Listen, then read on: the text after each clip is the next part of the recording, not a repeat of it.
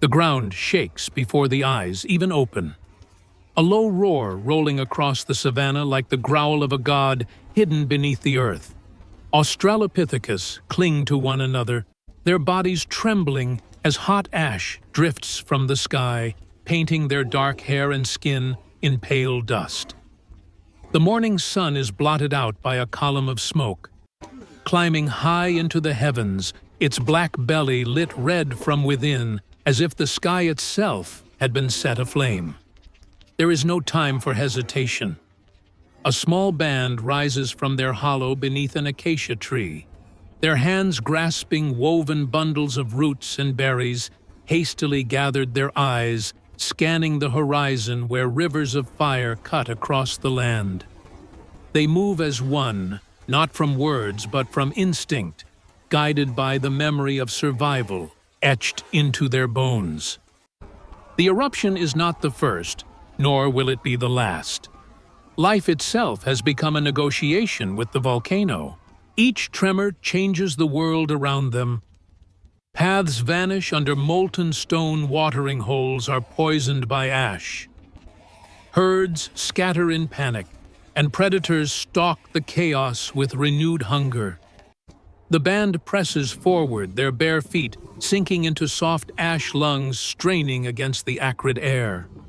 One female carries a child clinging tightly to her side, its cries muffled by the thundering earth. The males grip stones sharp enough to cut both tools for hunting and weapons against threats seen and unseen. Hunger gnaws at them as fiercely as fear, but the search for food must bend to the demands of survival. They head for the river, the only chance of clean water and refuge, yet even that path is perilous. Along the way, antelope stampede across the plains, eyes wide with terror. Their flight scattering dust and echoing the same desperation beating in the hearts of the humans who follow. But not all who run are prey. From the haze, a lion emerges. Its mane dusted gray by falling ash, its yellow eyes locking onto the stragglers of the group. Muscles tense, stones are raised, throats release guttural cries that rise above the suffocating silence of ashfall. For a heartbeat, predator and prey measure each other, both caught in the same storm of fire and fear. The lion snarls, but the trembling of the earth unsettles even the master of the hunt, and with a bound, it vanishes back into the smoke. Relief is fleeting, for the greater danger roars again from the mountain. A shower of stones rains from the sky, and the band scatters shielding heads with arms and bundles of leaves. The ground splits in a jagged wound, a hiss of steam bursting forth, as if the underworld itself exhaled. Panic drives them to the river. At last, its muddy banks steaming where hot stones have fallen. They collapse at its edge, scooping water into cupped hands, pressing wet leaves to their cracked lips, smearing mud across their arms and faces to cool the burning sting of ash. Above them, the sky flickers red and the mountain bellows again, a reminder that survival is not triumph, only endurance.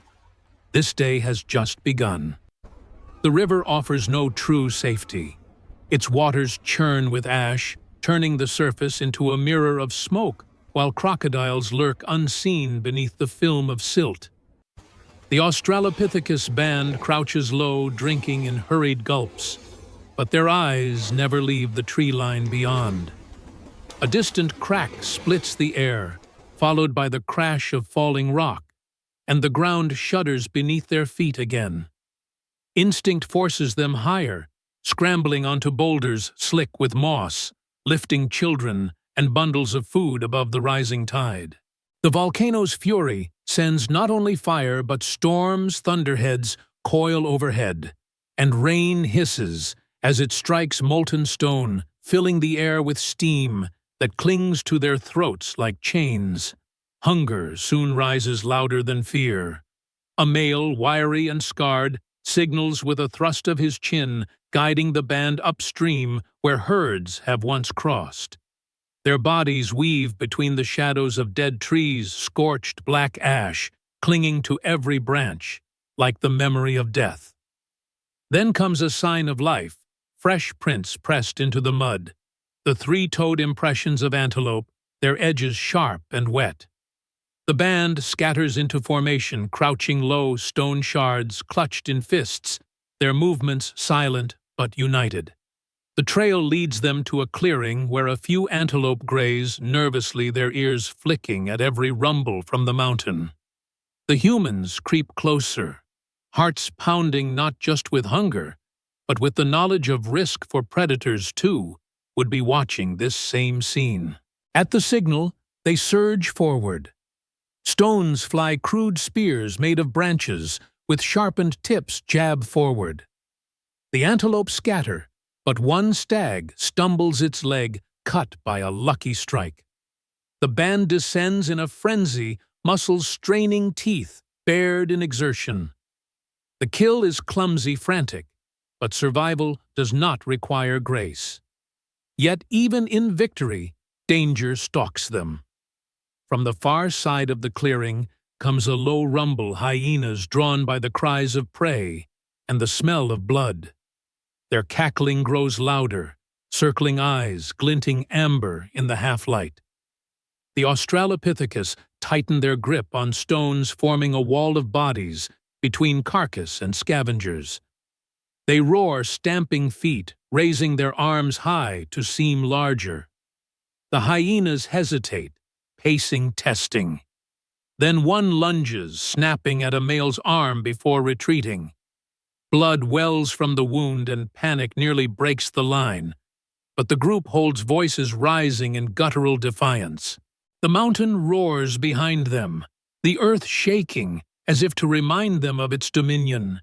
Yet the band roars louder, still driven by the instinct that survival is louder than fear. At last, the hyenas slink back into the smoke, their hunger unanswered. The band wastes no time.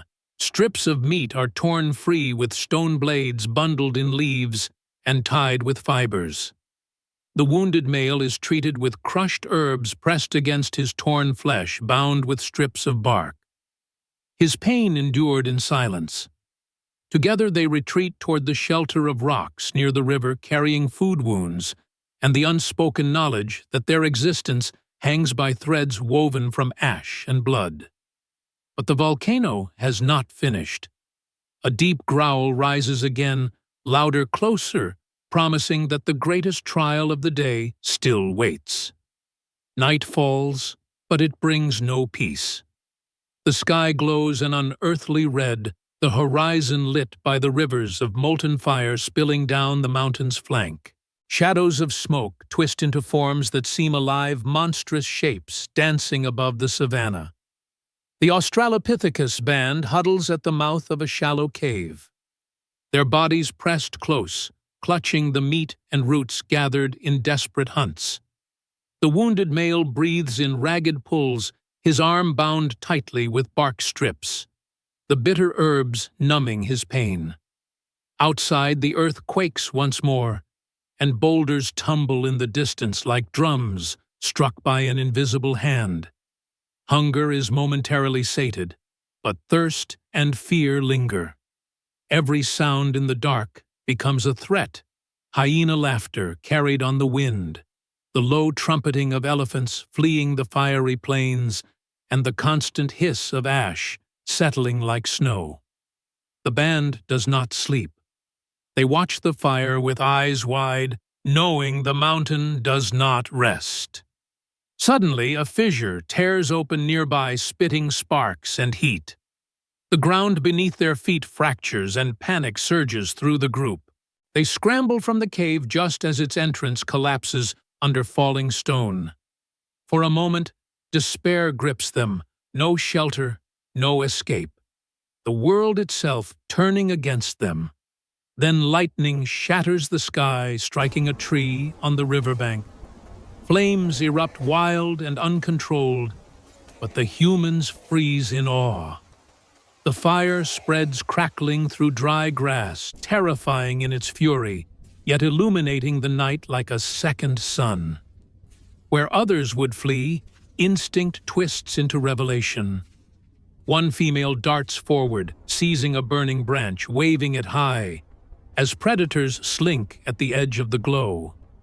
The hyenas that had returned to stalk them shrink back, their eyes gleaming with fear. The band gathers more branches, wielding fire, as both shield and weapon, their faces painted red by the glow. In this moment, survival transforms into triumph. Together, they drive back the scavengers, their cries rising louder than the storm, their shadows stretching tall across the ash-strewn earth. When the mountain quiets at last, the flames die into embers, and the first pale light of dawn filters through the smoke. They collapse in a circle beneath the acacias. They share meat roasted clumsily over smoldering branches, laughter breaking through the exhaustion, a rare sound of relief echoing against the silence left by fire. The wounded male smiles faintly, the child clings close to its mother, and for a brief moment, the band feels more than survival. They feel belonging. In a world where earth and sky conspired to erase them, they endured. From fire and ash, they discovered not only how to live, but how to endure together.